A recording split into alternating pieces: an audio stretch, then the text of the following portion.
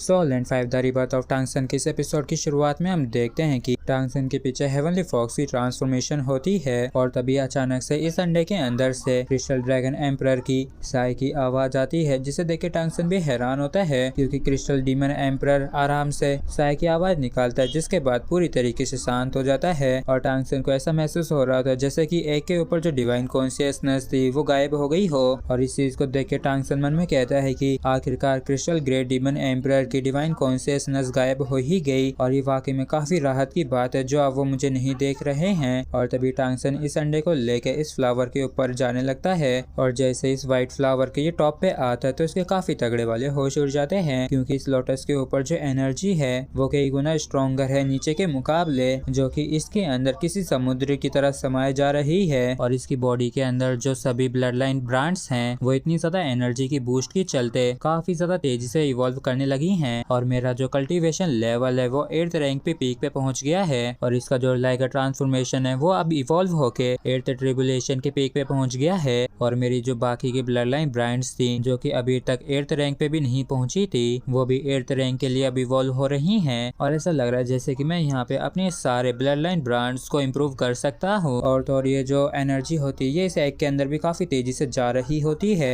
और फिर टांगसन इस एग को इस फ्लावर के ऊपर रख देता है जहाँ पे काफी खतरनाक तरीके से इस एनर्जी को एब्सॉर्ब कर रही होती है और इस सराउंडिंग की जो लक की पावर होती है उसे एब्सॉर्ब कर रही थी। और इस चीज को देख के टांगसन मन में कहता है कि ये गाना तो वापिस से शुरू हो गया है, मतलब कि ये जो बड़ा सा फूल है यही इस गाने का सोर्स है और मेरे आसपास की जो एनर्जी वो लगातार इंटेंस होती जा रही है और ये तो इतनी ज्यादा डेंस हो गई होती है कि अब इससे टच भी महसूस हो रहा होता है और ये एनर्जी कंडेंस होके क्रिस्टल्स में बदल रही होती है। और जब टांगसन देखता है कि ये एनर्जी स्टोन में कंडेंस होके हवा में लकी स्टोन्स को बना रही है तो ये काफी हैरान होता है और इसे पूरा यकीन भी होता है कि यही लकी स्टोन है क्योंकि इसे बिल्कुल ऐसी ही फीलिंग हेवनली फॉक्स पैलेस के होली माउंटेन पे आई थी, जिसका मतलब ये है कि इस प्लान का वाकई में काफी बड़ा रहस्य है। और देख के ऐसा लगता है कि ये जो क्रिस्टल एग ये भी हैच हो चुका है और मैंने सच में बिल्कुल भी एक्सपेक्ट नहीं किया था कि ये इतनी जल्दी हो जाएगा। और तभी अचानक से ये जो अंडा होता है ये चटक के टूट जाता है जिसके अंदर से इंसानी प्राणी का छोटा सा बच्चे का हाथ निकलता है और इस इंसानी हाथ को देख के टांगसन भी हैरान होता है और जैसे ही अंडे के शेल का एक पीस होता है उसे ये पकड़ लेता है, जिसके बाद ये उसे अंडे के अंदर ले जाता है। और जब टांगसन इस छेद के अंदर देखता है तो ये काफी ज्यादा चौंक जाता है क्योंकि वास्तव में इस अंडे के शेल के अंदर एक बच्चा होता है, मतलब कि एक छोटी सी बच्ची होती है। और ये काफी हैरान होते हुए कहता है कि आखिर एक इंसान का जन्म एक अंडे से कैसे हो सकता है, नहीं इसे तो क्रिस्टल डीमन एम्परर के डिसेंडेंट होना चाहिए क्योंकि इंसान के लिए एक अंडे से जन्म लेना नामुमकिन है। लेकिन मेरा पोता भी इसी तरीके से जन्म लिया था, लेकिन इस चीज के लिए मेरी जो बहू थी वो सिल्वर ड्रैगन किंग थी जबकि मेरा बेटा इंसान था, तो इंसान के लिए अंडे से जन्म लेना तो नॉर्मल है। और ये जो क्रिस्टल ड्रैगन एम्परर है ये एक क्रिस्टल ड्रैगन है, लेकिन इस अंडे से एक इंसान बाहर आया है तो कम से कम इसकी जो मदर होगी वो इंसान होनी चाहिए। लेकिन अगर मदर एक इंसान है तो बच्चे को तो फीटस में होना चाहिए, तो क्या ऐसा हो सकता है कि ये जो क्रिस्टल डीमन एम्परर है ये एक फीमेल ड्रैगन हो।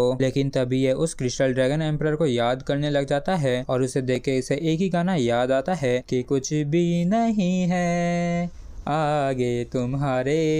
और जैसे ये गाना टांगसन के दिमाग में आता है तो इसका मुंह उतर सा जाता है और ये मन में कहता है कि मैं अपनी खुद की आंखों से देख चुका हूँ कि वो जो क्रिस्टल डीमन किंग था वो तो एक आदमी था और ये तो इतना ज्यादा कंफ्यूजिंग है कि मैं इसके बारे में और ज्यादा सोचने की हिम्मत नहीं कर सकता हूँ। शायद ये क्रिस्टल डीमन एम्परर का सीक्रेट हो। और तभी हम देखते हैं कि ये जो लिटिल बेबी होती है ये अंडे के शेल को खा रही होती है और तभी टांगसन मन में कहता है कि क्या सिर्फ मुझे ही ऐसा लग रहा है कि अब काफी बड़ी हो गई है या फिर ये कोई मेरा वहम है। और हम देखते हैं कि ये बच्ची वाकई में काफी तेजी से बड़ी हो रही होती है और इस चीज को देख के टांगसन भी काफी ज्यादा हैरान होता है और मन में कहता है कि जैसा कि एक्सपेक्ट किया था इसे बड़े होते हुए तो आंखों से भी देखा जा सकता है। और अब ऐसा देखता है जैसे कि ये 6 साल की उम्र की हो गई होगी और जैसे इस बच्चे की नजर टांगसन के ऊपर पड़ती है तो ये उसे काफी ज्यादा प्यार से कहती है कि पापा। और ये बाप बेटी का जो नया रिश्ता होता है ये वाकई में काफी ज्यादा प्यारा होता है और इसके अगले अगले ही पल हम देखते हैं कि ये जो नन्ही सी परी होती है इसने कपड़े पहन लिए होते जिसमें ये वाकई में नन्ही परी लग रही होती है। और टांगसन कहता है कि अभी मेरे पास सिर्फ यही कपड़े का टुकड़ा था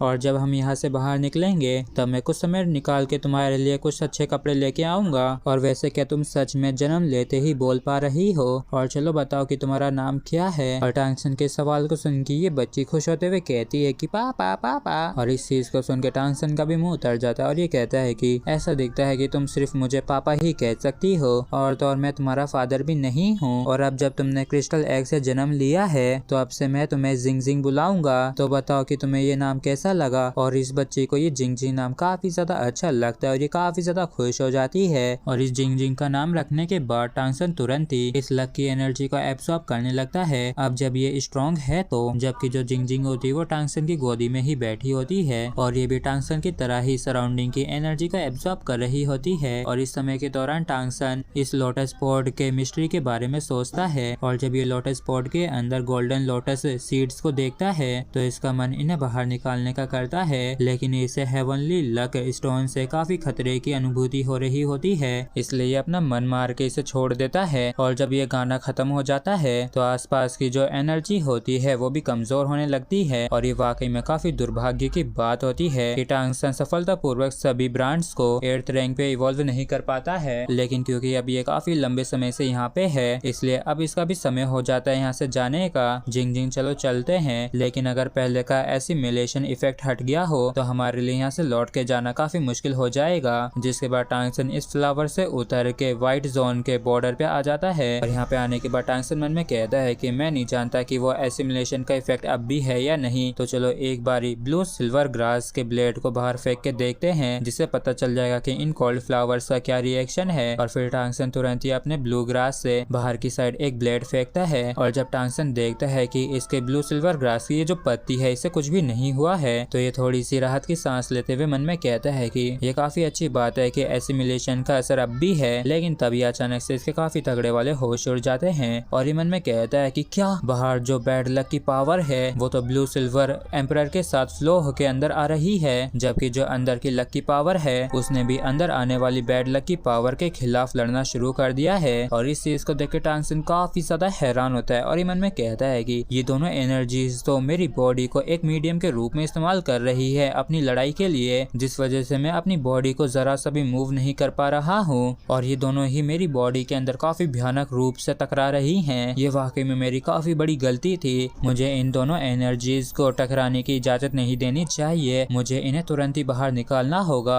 लेकिन अब मेरी बॉडी अंदर और बाहर जुड़ गई है और अब इनकी वजह से मेरी बॉडी आउट ऑफ कंट्रोल हो गई है। और तभी अचानक से हम टांगसन के ऊपर हेवनली फॉक्स की ट्रांसफॉर्मेशन को देखते हैं और इस शेडो की जो 2 टेल्स होती हैं वो काली हो जाती हैं और ये जो 2 ब्लैक टेल्स हैं ये व्हाइट टेल्स से लड़ने लगती हैं, जबकि इन दोनों की लड़ाई के बीच में टांगसन पिस रहा होता है और तभी जिंग जिंग पापा पापा करके चिल्लाने लगती है। और जैसे टांगसन जिंग जिंग की तरफ देखता है तो इसके और भी ज्यादा तगड़े वाले होश उड़ जाते हैं, क्योंकि जिंग जिंग के एक तरफ के बाल और एक तरफ की आंख काली हो गई है और इसे काफी ज्यादा तकलीफ भी हो रही होती है। और इस चीज को देख के टांगसन भी हैरान होते मन में कहता है कि जिंग जिंग के बाल और आंखें आधी काली और आधी सफेद हो गई हैं और इसे भी मेरी वजह से इन दोनों एनर्जीज की तकरार से जूझना पड़ रहा है और अगर शायद ये ऐसा ही चलता रहा तो ये मारी जाए, नहीं मुझे हर हालत में इसे बचाना होगा। वैसे भी इसने मुझे अपना पापा कहा है तो मैं इसे अपनी वजह से तो मरने नहीं दे सकता हूँ। और ऐसा दिखता है कि अब मैं सिर्फ अपने लास्ट ट्रम्प कार्ड को ही इस्तेमाल कर सकता हूँ जो कि डिवाइन कॉन्शियसनेस है, जबकि इस तरफ जिंग जिंग दर्द के मारे काफी जोर से पापा पापा चिल्ला रही होती है और इसकी दर्द से रोने वाली जो चीखें होती है वो किसी तरीके की एनर्जी को रिलीज करती हैं। और टांगसन भी इस वजह से काफी ज्यादा हैरान होता है और ये मन में कहता है कि इसकी आवाज ने तो इन दोनों ही एनर्जीज को डिस्ट्रॉय कर दिया और अब तो मैं मूव भी कर सकता हूँ, तो चलो अब जल्दी से यहाँ से बाहर निकलते हैं। और फिर टांगसन तुरंत ही काफी तेजी से इस व्हाइट जोन से बाहर निकलता है और जब ये काफी तेजी से आगे बढ़ रहा होता है लेकिन तभी अचानक से जिंग जिंग की जो पूरी बॉडी है वो ग्लो करने लगती है और इस चीज को देख के टांगसन भी काफी ज्यादा हैरान होता है और ये कुछ भी समझ पाता उससे पहले ही जिंग जिंग व्हाइट गोल्डन पीसेस में बदल जाती है और टांगसन की बाहों में से गायब होने लगती है